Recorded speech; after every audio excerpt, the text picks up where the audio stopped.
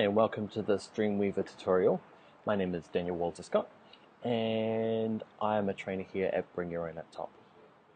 And this course is designed for people that have never used Dreamweaver before or are new to web design. And the topic we're covering in this session is how to define a website. Okay, so this is the first step when it comes to creating your website in Dreamweaver. What happens is in a website you need to have all of your elements of the website in one folder. Unlike some other professions like graphic design where you get to have images and text and logos all over your hard drive, okay, to design a website you need to keep everything in the same folder, and they call it your local folder. Okay. And what you need to do is tell Dreamweaver using its site function, okay, you define its site and tell it where this local site folder is kept. Okay, so let's do that together now. So the first thing we're going to do is go up to Site, okay, and go to New Site.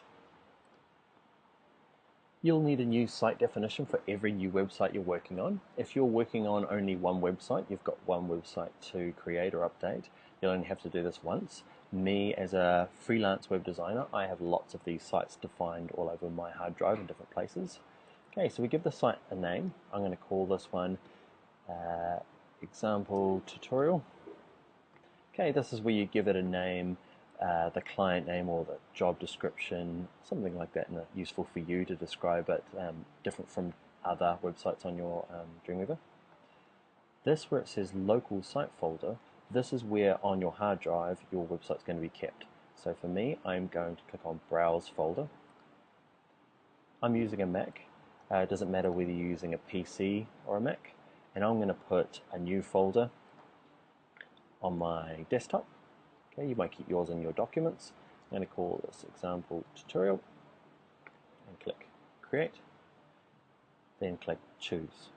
So I've told it its site name, which is Example Tutorial.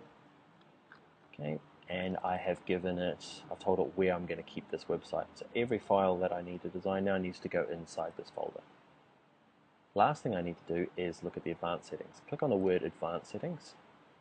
If that doesn't work, click on the word Local Info. And you should get this right hand side looking like mine.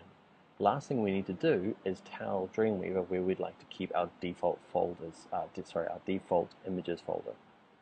So to do that, let's click on Browse.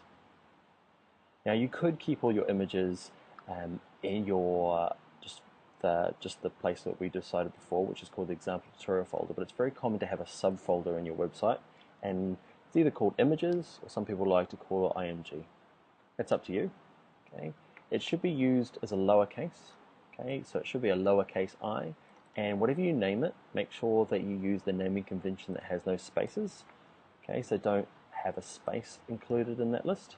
Okay, you can see here, don't use things like ampersands or asterisks or hash symbols or question marks.